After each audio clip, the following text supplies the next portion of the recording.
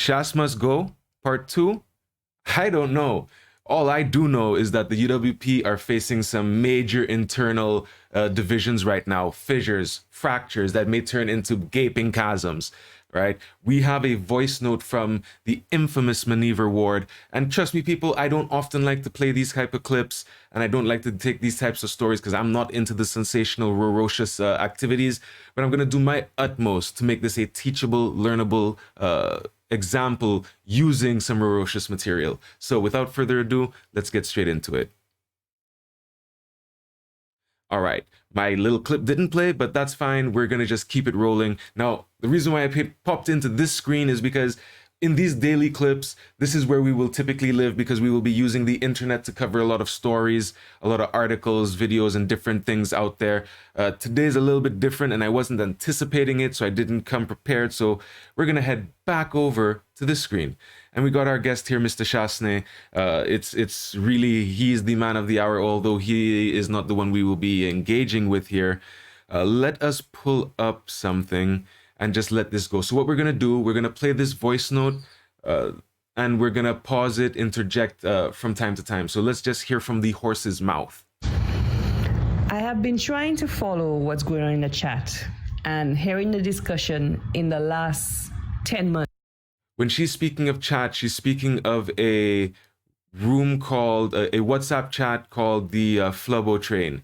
I was actually added into this group chat right after the election, and I was there for about 2 weeks. Never said a word, but I was pulled out when somebody recognized that I was in the chat. So I would have been in there to hear it myself, but somebody still sent it over to me.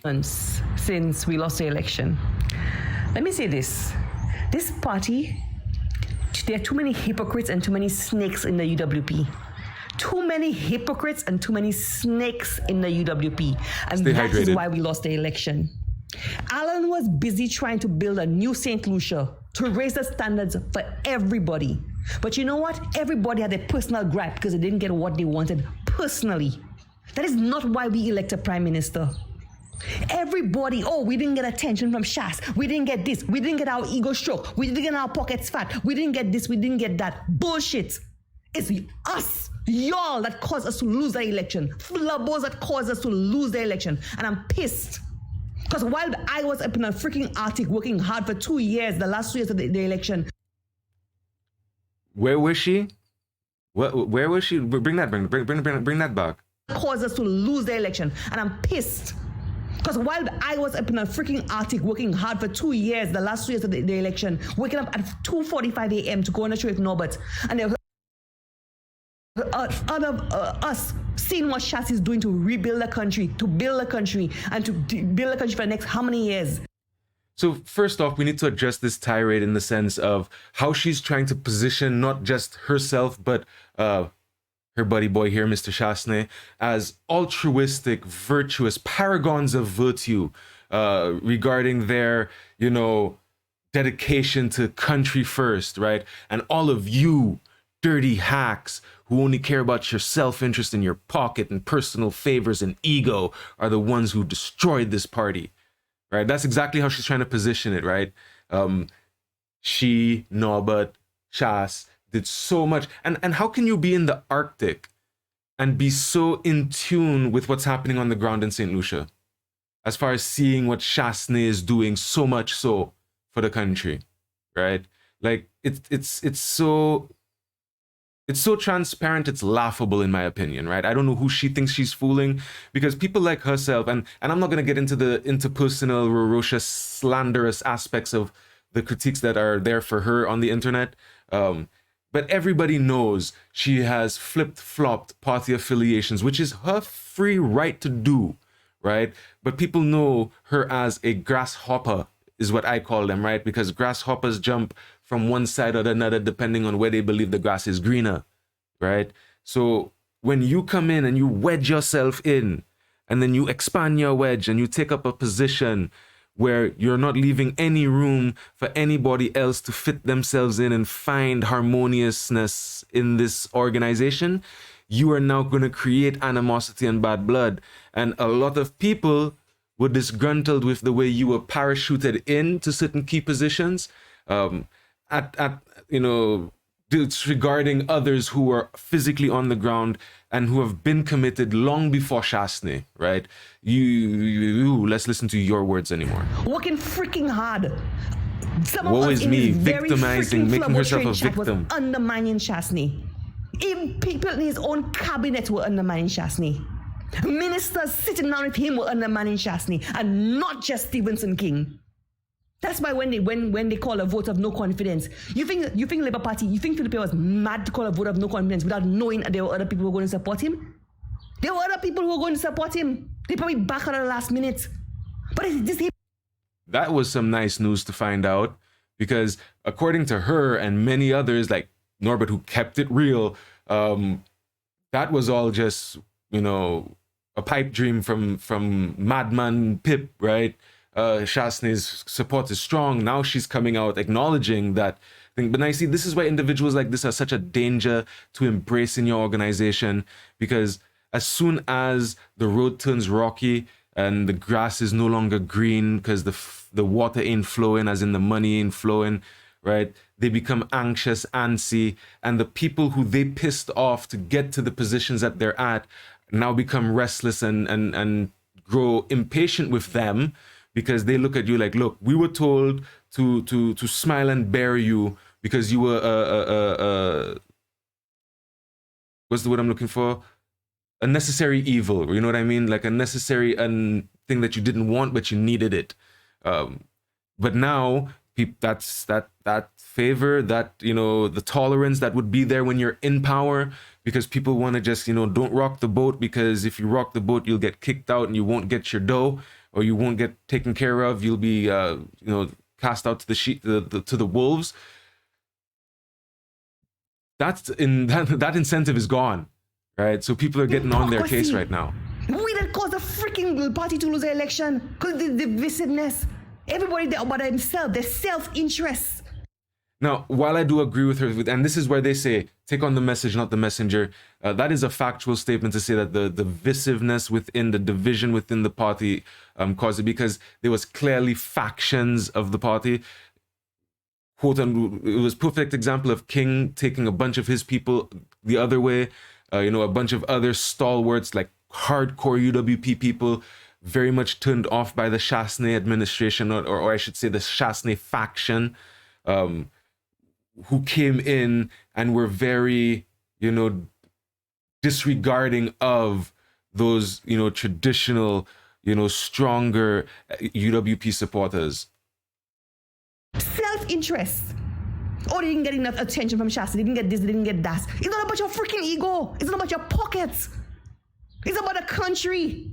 It's about the country. You see how she's doing that there? Let's fast forward in her thing, because she's trying her utmost, right? And this is manipulation, gaslighting at its best, right? Because she's trying to completely take away any blame from Shasney, from his policy decisions, from his leadership style, from anything that has to put responsibility in his plate, and throw all of the blame on you, the UWP supporter, you, the UWP base.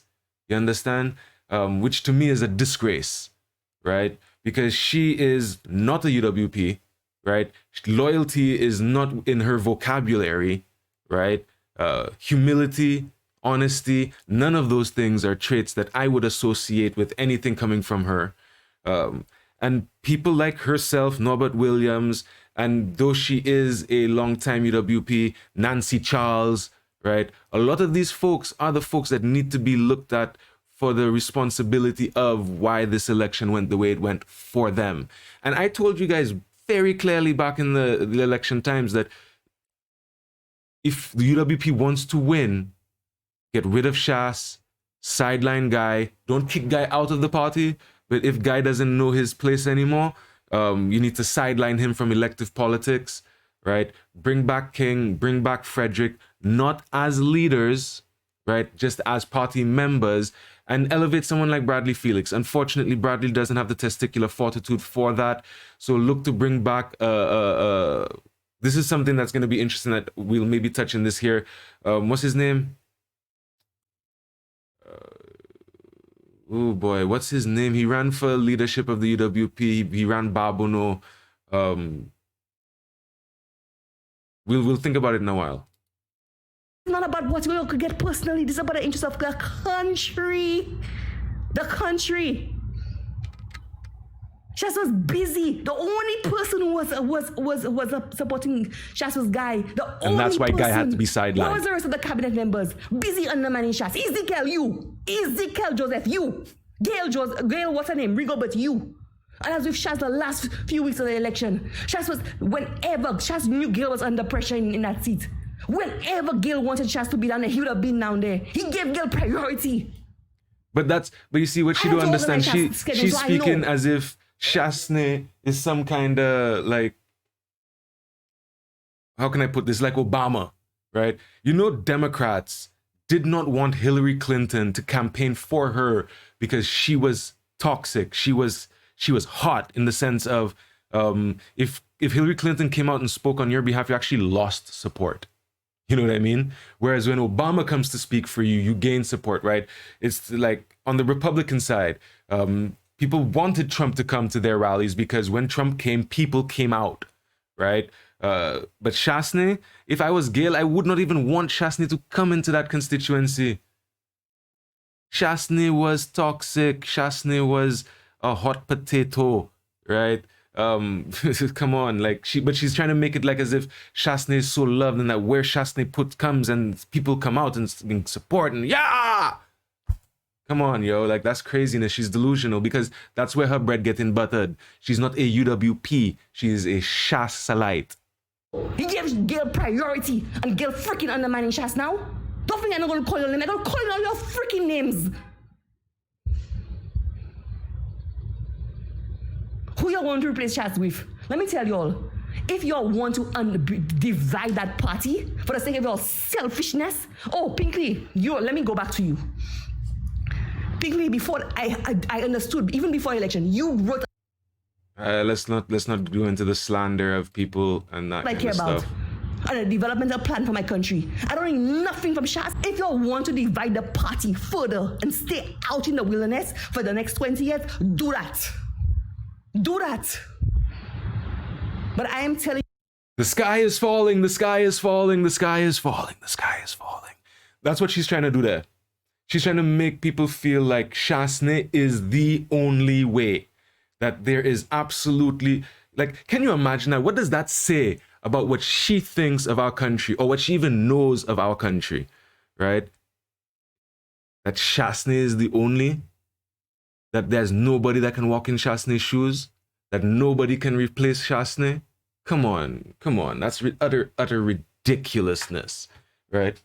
The issue is that both UWP and SLP only focus in on the individuals who revolve and rotate around power, right?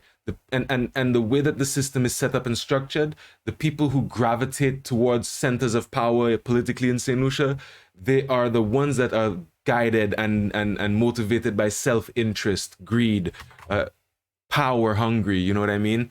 You're not gonna get the actual virtuous, altruistic, honest, integrity kind of individuals coming into those circles because they cannot exist there, right? And the system is set up in a way to promote that, not this.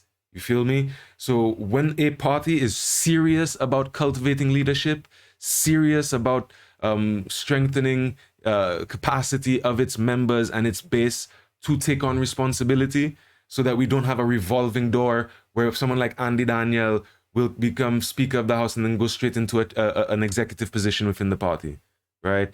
We need to stop political patronage in the sense of promoting people just for paying off dues, time served, and all that kind of stuff, and actually start letting the cream rise to the top and not squishing it out so the cream gets pushed out to the sides. Both the UWP and SLP are notorious for doing this. This is why, because they want to hold on to a grip of power, they don't want to be actually challenged by the best and brightest out there. So they don't create the conditions for those individuals to be identified, for those individuals to be recognized.